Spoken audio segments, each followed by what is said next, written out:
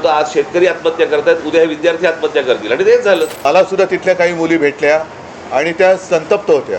त्या सांगत होत्या की आमचे कपडे फाडले गेले, वाटेल तसं मारलं गेलं. आर पाटील असं म्हणाले होते की बडे बडे शहरों में छोटी छोटी बातें होती रहती है. किती कष्ट असतात, किती त्रास त्यांना असतो हे त्या मुलांना विचारायचं. न्यायालयाला कबूतर कुत्रे यांच्याकडे लक्ष द्यायला वेळ आहे, पण कॉक्रोचकडे लक्ष द्यायला वेळ नाही.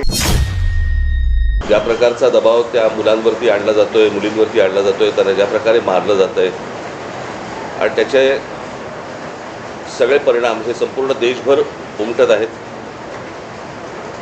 तसेच ते महाराष्ट्रात देखील उमटत आहेत, तसेच ते मुंबईमध्ये देखील उमटत आहेत. तुम्ही सगळेजण बघताच आहात. खरं तर ही साधी गोष्ट होती.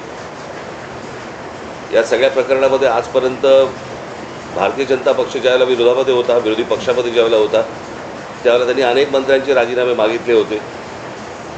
मला आजही आठवते की त्या रजा अकादमीच्या विरोधात ज्यावेळेला मी मोर्चा काढला होता, त्यावेळेला आम्ही मुंबई पोलीस कमिशनरांचा आम्ही राजीनामा मागितला होता, त्यावेळेला अरूप पटनाईकांचा, आणि त्याच्यानंतर त्यांना पदावरनं बाजूला करण्यात आलं होतं काँग्रेसच्या काळात. मुंबईमध्ये ज्या वेळेला ते कसाब वगैरे सगळे आलं, 26/11चं प्रकरण झालं, त्यावेळेला आर पाटील असं म्हणाले होते की बडे बडे शहरों में छोटी छोटी बातें होती रहती है. या एका वाक्यावरनं त्यांना गृहमंत्री पदावरनं काढून टाकण्यात आलं होतं. आणि साधारणपणे पदाची ज्यावेळेला तुम्ही जबाबदारी घेता, त्यावेळेला पदामधनं आलेल्या अपयशाची देखील जबाबदारी ही तुम्हीच घेतली पाहिजे. हीच खरी तर मागणी आहे. आणि हीच मागणी होती या मुलांची की हे काय पहिल्यांदा नीटचे पेपर कुठले नव्हते. ही मला असं वाटतं तिसरी वेळ आहे. नीट परीक्षा ज्या वेळेला आणल्या, त्याच वेळेला आम्ही विरोध केला होता त्या गोष्टीला की असल्या केंद्रीय पद्धतीने तुम्ही या परीक्षा घेऊ नका. पण ते सत्ताच एवढी होती की त्यावेळेला कोणाला ऐकायची त्यांची तयारी नव्हती. आजही नाही आहे. आणि आज प्रश्न असा आहे की आज राजीनामा धर्मेंद्र प्रधानांचा मागायला सुरुवात झाली होती, परंतु आता प्रश्न असा आहे की ज्या प्रकारे मुलांना मारलं गेलं आहे, आता हा प्रश्न प्रधानांपुरता मर्यादित न राहता पंतप्रधानापुरता पुढे गेलेला आहे. आणि त्याच्यामुळे गृह खातं आणि आज पंतप्रधानांनी आज काहीतरी ट्विट केले, पण त्या ट्विटला काही अर्थच नाही आहे. खरं तर या लोकांना बोलवून जर समजा त्यांच्याशी चर्चा केली असती आणि तो विषय जर नीट समजून घेतला असता तर एवढं प्रकरण पण झालं नसतं. पण मला काही समजतच नाही आहे की या सगळ्या गोष्टींचा एक सरकारी सत्तेचा जो उद्दामपणा जो आहे हा कशासाठी आहे. म्हणजे हीच गोष्ट आपण, मला असं वाटतं की त्या शिखांचं ज्यावेळेला शेतकऱ्यांचं आंदोलन झालं त्यावेळेला देखील कोणाला ते भेटायला तयार नव्हते. ते पण तसंच त्यांनी मोडायचा प्रयत्न केला. मणिपूरच्या वेळेला पण देखील तेच प्रकरण झालं.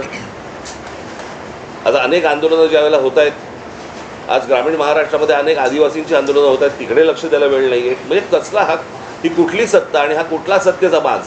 ती मुलं असं काय मागत होती. बरं, नीटची परीक्षा द्यायला किती कष्ट असतात, किती त्रास त्यांना असतो हे त्या मुलांना विचारायचा. माझा एक जुना व्हिडिओ तुम्हाला आठवत असाल, तर मी कुठेतरी तो व्हायरल होताना दिसतोय की ज्यावेळेला मी पंतप्रधानांशी मी बोललो होतो नीटच्या परीक्षेबद्दलच, आणि मी त्यांना त्यावेळेला सांगितलं होतं आज शेतकरी आत्महत्या करतायत, उद्या हे विद्यार्थी आत्महत्या करतील, आणि तेच झालं. आज ही मुलं आत्महत्या करतायत. आणि त्यांचा सगळा जो राग आहे, आज त्या विद्यार्थ्यांबरोबर इतरही लोक आज या आंदोलनामध्ये आज आलेले आहेत. आणि मला असं वाटतं की हा एकूणच सिस्टीमच्या विरोधातला राग आहे. ज्या प्रकारे आज देशामध्ये गोष्टी सुरू आहेत त्याच्याबद्दलचा राग आहे, आणि तो राग सगळेजण व्यक्त करत आहेत. आज प्रत्येक घरामध्ये ज्यांची मुलं नीट परीक्षेला बसलेली नाही आहेत त्या आयांना आणि वडिलांना देखील त्यांना पण त्रास होतोय हे सगळं बघून. आणि आज जी मुलं आज इकडे मोठ्या ज्या अपेक्षेने आज आली, मला असं वाटतं त्याचं पुढे काय करायचं, त्याला कशी वाट करून द्यायची. मी कालच दिल्लीला जाऊन आलो. माझ्या आधी अमित पण जाऊन आला. आपल्या माध्यमातून ही दृश्य संपूर्ण जग पाहत आहे. एक गोष्ट नक्की की हा विषय केवळ नीटच्या परीक्षेपुरता मर्यादित नाही आहे. कारण ज्या वेळेला मी गेलो, माझ्यासोबत संजय राऊत होते, अनिल देसाई, अरविंद सावंत ही सुद्धा मंडळी होती, खासदार होते. आणि त्या गर्दीमध्ये एक व्यक्ती राजा तिकडे संजयला असं भेटलं की त्यांनी विचारलं की आप कहाँ से आए हो, संजयने विचारलं. तर मैं बिहार से आए हूँ लेकिन मैं हूँ तो मध्य प्रदेश का. तर तो काही विद्यार्थी वाटत नव्हता पण मध्यमवयीन तरुण होता. तर त्याला विचारलं आप क्यों आए हैं. तर त्यांनी सांगितलं की माझा व्यवसाय नीट चाललेला होता, माझी रोटी व्यवस्थित चालू होती, पण नोटबंदीच्या वेळेला माझी पूर्ण उद्योगधंदा रोजीरोटी उद्ध्वस्त झाली आणि तो राग व्यक्त करायला मी आलेलो आहे. म्हणजे हे काही एक निमित्त झाले असं म्हणा पाहिजे तर, परंतु हा गेल्या काही वर्षातला राग हा आता उफाळून वरती आलेला आहे. दुर्दैवाने आज मी वृत्तपत्रात वाचलं आणि कालच आपल्या माध्यमातून मी बघितलं की न्यायमूर्तींना किंवा न्यायालयाला या प्रकरणाकडे लक्ष द्यायला वेळ नाही असं ते म्हणाले. आता विषय असा झालेला आहे की दिल्लीमध्ये मलासुद्धा तिथल्या काही मुली भेटल्या आणि त्या संतप्त होत्या. त्या सांगत होत्या की आमचे कपडे फाडले गेले, वाटेल तसं मारलं गेलं, काही ठिकाणी तर लाठ्या काठ्यांना खिळे लावून, गजलेले खिळे लावून मारलं गेलं, डोकी फोडली गेली. आणि काल एक व्यक्ती जी महिला म्हणजे मुलगी जी अत्यवस्थ होती, मला कल्पना नाही, आता तिचं येता वाचलं की आता आहे की नाही मला माहिती नाही आहे. तर एक असे अत्याचार वाढत चाललेले आहेत. न्यायालयाला कबूतरं कुत्रे यांच्याकडे लक्ष द्यायला वेळ आहे, पण कॉक्रोचकडे लक्ष द्यायला वेळ नाही, हे दुर्भाग्य आहे.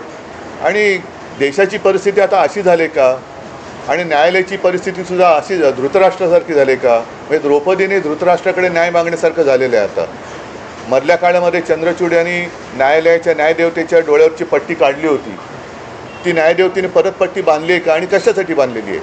हे एकूणच जे चाललेलं आहे हे सरकार आता कोणाला आपलं वाटते असं दिसत नाही आहे. कारण मी ज्या वेळेला तिथे पोचलो तेव्हा जसं आत्ता राज म्हणाला की आता विषय केवळ धर्मेंद्र प्रधान यांच्या राजीनाम्यापुरता नाही, तर ह्या मुलांना, या विद्यार्थ्यांना आता हे सरकार नकोसं झालेलं आहे. हेच विद्यार्थी होते, हीच मुलं होती ज्यांनी अच्छे दिन याची अपेक्षा करत ह्या सरकारला निवडून आणलं होतं. पण हे सरकार निर्दयीपणाने वागतंय. पंतप्रधानांनी आज ते काय ट्विट केले, खरं म्हणजे त्यांनी जाऊन बोलायला काय हरकत नव्हती.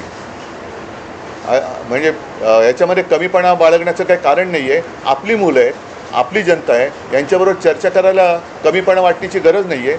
पहिल्या दिवशी जर का सरकारने यांच्याबरोबर चर्चेचे दरवाजे उघडले असते किंवा पहिल्या दिवशी जर का यांना बोलवलं असतं तर ही इथपर्यंत वेळ वाढली नसती, एवढी हे आंदोलन ताणलं गेलं नसतं. लोकांना आज व्यक्त व्हायचं आहे. इतके वर्ष साठलेला राग, असंतोष हा उफाळून वर आलेला आहे आणि त्याला एक वाट करून देण्याचा आम्ही प्रयत्न करतो आहे.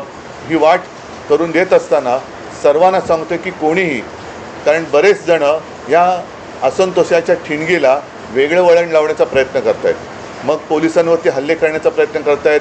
काही गुंड म्हणजे सिव्हिल ड्रेसमधले लोक, यांच्यात पोलिसांच्या लाठ्या यांच्या हातात कशा आलेल्या आहेत. मग त्यांच्या तिकडे नावाची पट्टी पण नाही आहे, काही कपडे त्यांचे पोलिसांचे नाही आहेत. म्हणजे हे गुंड, आता माझं मग असं म्हणणं आहे की हे आंदोलन मोडायला पाकिस्तानमधून गुंड भाजपने आणलेत का. कारण यांची काय ओळख पाळख काही नाही आहे. त्यांना ओळख विचारलं तर सरळ ते काही त्यांच्या निर्विकार चेहऱ्याने ते आपले बघतात लोकांकडे. काही त्यांना पडलेलं नाही आहे. ना मुलांच्या व्यथेची त्यांना जाणीव आहे, ना त्यांच्या वेदनेची त्यांना जाणीव आहे. बेसुमार लाठीमार करतायत. आणि अशी ही सगळी गुंडागर्दी ही सरकार चालवत असताना कोणी गप्प बसू नये. आपण व्यक्त व्हायला पाहिजे आणि त्या व्यक्त होण्यासाठी, ती वाट करून देण्यासाठी येत्या रविवारी आम्ही मी मोर्चा म्हणण्यापेक्षा एक देशाची ताकद काय असते ही ताकद दाखवून देण्यासाठी ह्या मोर्चाचं आयोजन केलेलं आहे.